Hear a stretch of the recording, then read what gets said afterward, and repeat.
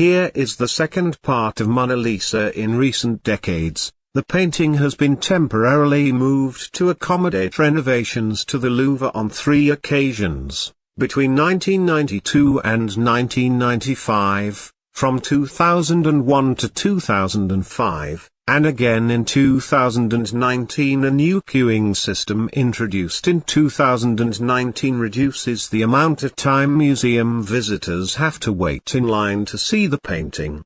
After going through the queue, a group has about 30 seconds to see the painting. Modern analysis. In the early 21st century, French scientist Pascal Cotte hypothesized a hidden portrait underneath the surface of the painting. He analyzed the painting in the Louvre with reflective light technology beginning in 2004, and produced circumstantial evidence for his theory. Cotte admits that his investigation was only carried out in support of his hypotheses and should not be considered as definitive proof. The underlying portrait appears to be of a model looking to the side, and lacks flanking columns but does not fit with historical descriptions of the painting. Both Vasari and Gian Paolo Lomazzo describe the subject as smiling, unlike the subject in Cotte's supposed portrait. In 2020, Cotte published a study alleging that the canvas has, under drawing, transferred from a preparatory drawing via the Spolvero technique. In the early 21st century, French scientist Pascal Cotte hypothesized a hidden portrait underneath the surface of the painting. He analyzed the painting in the Louvre with reflective light technology beginning in 2004, and produced circumstantial evidence for his theory. Cotte admits that his investigation was carried out only in support of his hypotheses and should not be considered as definitive proof. The underlying portrait appears to be of a model looking to the side, and lacks flanking columns but does not fit with historical descriptions of the painting. Both Vasari and Gian Paolo Lomazzo describe the subject as smiling, unlike the subject in Cotte's supposed portrait. In 2020, Cotte published a study alleging that the canvas has under drawing, the Mona Lisa has survived for more than 500 years, and an international commission convened in 1952 noted that the picture is in a remarkable state of preservation. It has never been fully restored, so the current condition is partly due to a variety of conservation treatments the painting has undergone. A detailed analysis in 1933 by Madame de Girard revealed that earlier restorers had acted with a great deal of restraint. Nevertheless, applications of varnish made to the painting had darkened even by the end of the 16th century, and an aggressive 1809 cleaning and revarnishing removed some of the uppermost portion of the paint layer, resulting in a washed-out appearance to the face of the figure. Despite the treatments, the Mona Lisa has been well cared for throughout its history, and although the panel's warping caused the curators some worry, the 2004-05 conservation team was optimistic about the future of the work. Is a long-standing theory proposed by various historians, art experts, and others that Leonardo da Vinci painted 2 versions of the Mona Lisa. Several of these experts have further concluded that examination of historical documents indicates that one version was painted several years before the second. Journalist Diane Hales has noted that the 2 Mona Lisa theory has been around a long time, observing that 16th-century painter and art theorist Gian Paolo Lomazzo identifies 2 versions of the painting in his 1584 treatise on painting. The theory itself may be impossible to definitively prove or disprove, but proponents of the theory highlight a number of pieces of documentary and physical evidence. Among these is the fact that there are several paintings of which Leonardo is known to have painted 2 versions, and historical accounts such as Lomazzo's writing suggesting that Leonardo similarly worked on 2 paintings, a Gioconda and a Mona Lisa. Furthermore, various accounts contain inconsistencies and incompatibilities with respect to the dates when Leonardo began and ended work on the painting, by whom it was commissioned, the state of completion in which it was left, and what ultimately became of it. These inconsistencies and incompatibilities are asserted to be broadly resolved with the explanation that there were two versions of the painting having different dates of initiation and states of completion, painted for different patrons, and having different profiles and fates. Also cited as a key piece of evidence is a contemporaneous sketch of the painting by Raphael, who observed the painting while visiting Leonardo's studio. The sketch contains characteristics differing from the Mona Lisa in the Louvre, including prominent columns that were initially argued to have been trimmed from the original. However, in 1993 it was demonstrated that the painting in the Louvre had never been trimmed, bolstering claims that Raphael saw a different version of the painting. Other descriptions by eyewitnesses and others living in the period have also been read as indicating that Leonardo painted two paintings of the subject of the Mona Lisa, with several characteristics differing from the painting in the Louvre. Author John R. Eyre made an extensive case for the theory in his 1915 monograph on Leonardo da Vinci's Mona Lisa, and Leon Roger Miles made a similar case in his 1923 book, Leonardo da Vinci et les Jocondes. Several more recent examinations of the evidence have led other authors to similar conclusions. While it is possible that a first version was produced by Leonardo and later lost or destroyed, proponents of the theory have identified a number of existing alternative versions of the Mona Lisa as candidates for having also been painted by Leonardo. These include versions more similar to the original such as the Prado Mona Lisa, but more particularly those versions that closely resemble Raphael's sketch and other historical accounts, such as their Vernon Mona Lisa, which is no longer considered a candidate after tests showed that it was painted after Leonardo's death, and the Isleworth Mona Lisa, the latter having received the most substantial support.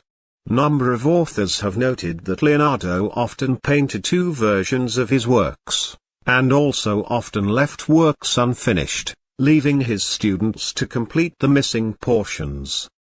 For example, Frank Zollner wrote of Leonardo's two versions of the Virgin of the Rocks, and Eyre, in his 1915 monograph, wrote that Leonardo almost invariably commenced two versions of each of his works, which he rarely finished, citing the Virgin of the Rocks along with two versions of St. John the Baptist and of Leda and the Swan, and two versions each of drawings of Isabella d'Este, the Adoration of their Magi, and St. Anne.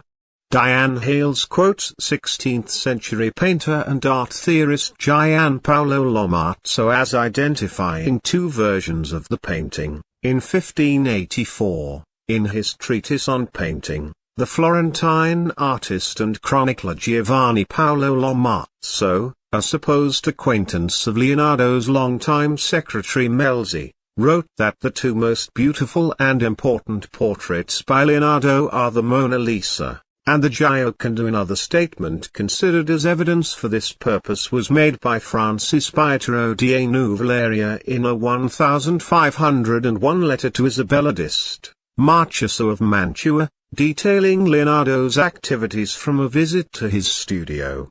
Nouvelaria states in the letter that two of his pupils are painting portraits, and he touches them up from time to time.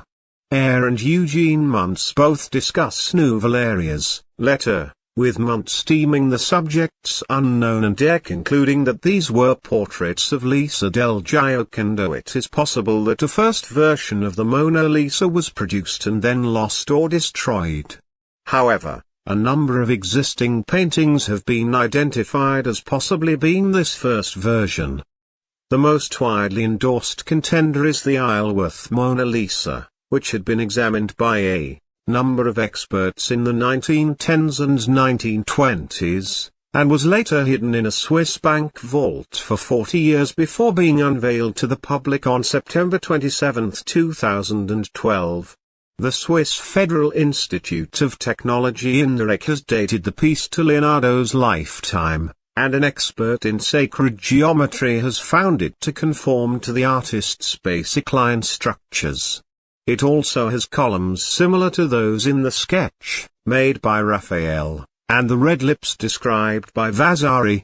In 1988, physicist John Efasmus, who pioneered laser restoration techniques for Renaissance art, and who had previously examined the Mona Lisa in the Louvre for this purpose, published a computer image processing study concluding that the brush strokes of the face in the Isleworth Mona Lisa were performed by the same artist responsible for the brush strokes of the face of the Mona Lisa in the Louvre. Another claimed version is in the Vernon collection.